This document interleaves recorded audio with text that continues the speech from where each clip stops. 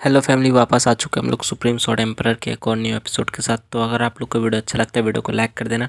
और वीडियो को जो जो लोग लाइक करेंगे वो लोग प्लीज़ कमेंट में जाकर कुछ भी हाय हेलो कुछ भी लिख देना। प्लीज़ कमेंट सेक्शन खाली मत छोड़ना, बस कुछ ना कुछ तो कमेंट कर ही देना। जो आपके मन में आए वो कमेंट कर देना, क्योंकि वीडियो का रीच काफ़ी ज़्यादा डाउन हो गया, इसलिए आप प्लीज़ वीडियो को लाइक करके कमेंट कुछ भी कर देना। तो आइए एपिसोड को स्टार्ट करते हैं। तो एपिसोड के स्टार्टिंग में पार्क टाइन का सीन दिखाया जाता है। वो सामने की तरफ जा रहा होता है और अपने मन में बक बक वक बक कुछ किया जा रहा था। लेकिन उसके पीछे जो दोनों डायरेक्टर होते हैं, डाउन के डायरेक्टर होते हैं, वो दोनों काफ़ी ज़्यादा शौक होता है। उनमें से एक जो बंदा होता है बोलता है कि आखिर ये इतना ज़्यादा अजीब क्यों बिहेव कर रहा है। दूसरा बंदा बोलता है कि मुझे क्या पता, तुम जाकर उसी से खुद क्यों नहीं पूछ लेते। लेकिन उन दोनों के पास फिर गिल का एसएसएन आ जाता है और फिर बोलता है कि तुम दोनों यहीं पे रुकोगे और गेट को प्रोटेक्ट करोगे कि कोई अंदर आके इंटरफेरेंस ना करो। वो दोनों बोलते हैं ठीक है, हम लोग आपकी बात को समझ में आ गए। साथ ही वो असैसिन आगे तरफ पड़ जाता है, डेंजर के अंदर जाने लगता, बोलता है अगर कोई डेंजर से बच के बाहर की तरफ निकले तो उन सबको यहीं पे मार देना, हम लोग अंदर जा रहे हैं। वो दोनों बोलते हैं ठीक है, हमें आपकी बात को समझ में आ गई, हम लोग यहीं पे रहेंगे और पहरा देंगे और जो बाहर आएगा उसे मार डालेंगे।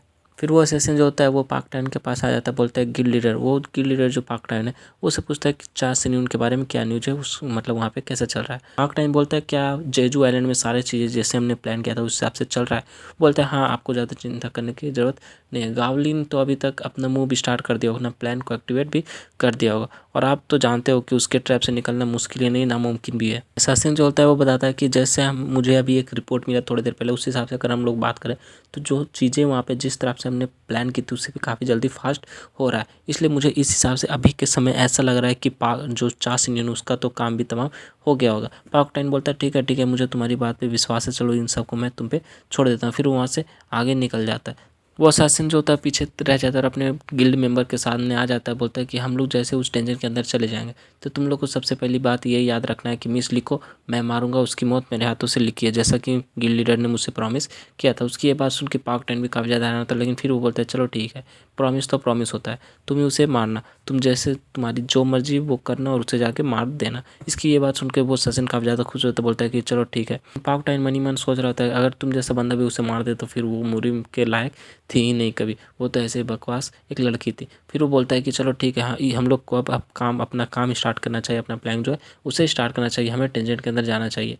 और जिससे कि हम लोग को पता है कि टेंजेंट के अंदर जो हंटर होते हैं वो हंट करते हैं, लेकिन आज के लिए वो हंटर हम लोग के द्वारा हंट किए जाएंगे और हंटर ही हंटर को हंट करेगा। और वो लोग सारे फिर उस टेंजेंट के अंदर चले जाते हैं। फिर नेक्स्ट सीन हम लोग को जेजू आइलैंड यानी कि सिन्यून का दिखाया जाता है। सिन्यून वहाँ पे खड़ा होता है, बोलता है कि आखिर ये कौन सी जगह है। सिन्यून बोलता है कि मैं उस ट्रैप को फॉलो कर रहा था ताकि मैं उस सोर्स तक पहुँच जाऊँ जो वो ट्रैप को कंट्रोल कर रहा होता है, लेकिन यहाँ पे आने के बाद तो मुझे कुछ भी नहीं मिला, आखिर यहाँ पे चल क्या रहा है। तभी उसके पीछे जो बाकी के गिल्ड मेंबर्स होते हैं, समराव गिल्ड्स के मेंबर्स, वो अपने गिल्ड लीडर से बोलता है गिल्ड लीडर ये जगह तो कुछ अजीब लग रहा है, हमें जैसा बताया गया था उस हिसाब से कुछ अजीब लग रहा है। उसका गिल्ड लीडर बोलता है हाँ क्या हुआ है, मुझे तो लग रहा था कि कोई हमारा यहाँ पे वेट कर रहा था, वेट कर रहा होगा, लेकिन यहाँ पे तो कोई भी नहीं है। सीनियर बोलता है क्या तुमने क्या क्या कोई हमारा वेट कर रहा होगा, तुम्हारा कहने का मतलब क्या है।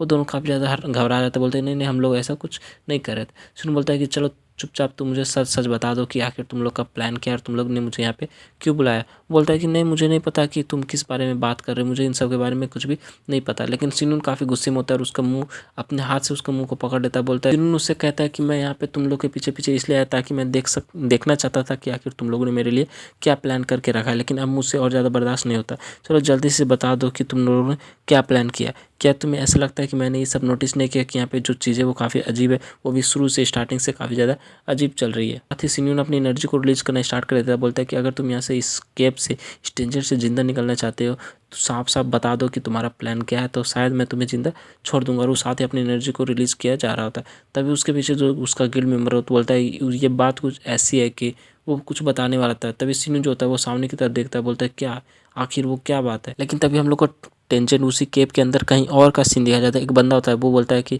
वाह तुम लोग तो मैंने जितना एक्सपेक्ट किया था उससे भी काफ़ी ज़्यादा फास्ट हो, मैं तो टाइमिंग में ही मार खा गया, मतलब मैंने जो टाइम लगाया था उससे भी तुम लोग काफ़ी जल्दी पहले आ गए। लेकिन उसके पीछे जो उसके बाकी के टीम मेंबर्स होते हैं वो लोग बोलते हैं कि टारगेट जो डेस्टिनेशन पे आ गया, हम लोग को क्या करना चाहिए। बोलता है ठीक है उस पर अटैक कर दो। तभी वहाँ पे दिखाते हैं जो सिन्यू जो देख रहा था वहाँ पे एक रेड लाइट चमकता है। जो रेड लाइट चमक रहा था वो एक बॉम्ब के अंदर से लाइट आ रहा होता है। उस बॉम्ब के पीछे वो सारे मेंबर्स होते हैं जो इस ब्लास्ट को कर रहे होते हैं, यानी कि वो बंदा होता है। वो बंदा बोलता है तुमसे मिलकर काफ़ी अच्छा लगा और मेरी तरफ से तुम्हारे लिए एक छोटी सी ग्रीटिंग भी है। सिन्यू ने उस बम की तरफ देखता बोलता है वाह, मैं तो काफ़ी हैरान हो गया, मुझे तो पता ही नहीं था कि तुम लोगों ने कुछ ऐसा भी प्लान किया, वो भी एक बॉम्ब प्लान किया। वहाँ पे वो वहीं पे खड़ा होता है, मतलब सिन्यू जो होता है उस बंदे को गिल लीडर को पकड़ के वहीं पे खड़ा होता है, लेकिन वहाँ पे एक जोरदार ब्लास्ट होता है उस बम के हिसाब से।